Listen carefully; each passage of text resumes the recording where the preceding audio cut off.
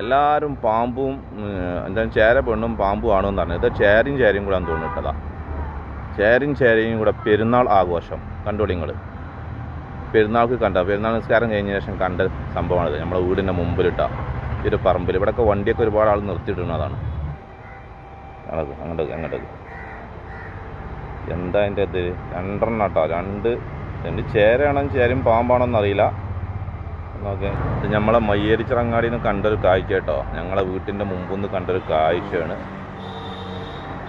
ചേരയാണോ ഇനി പാമ്പും ചേരയും കൂടെ എന്നറിയില്ല.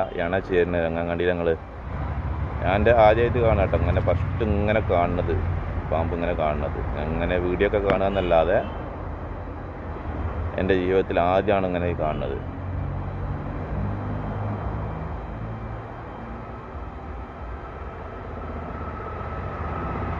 ഓക്കെ,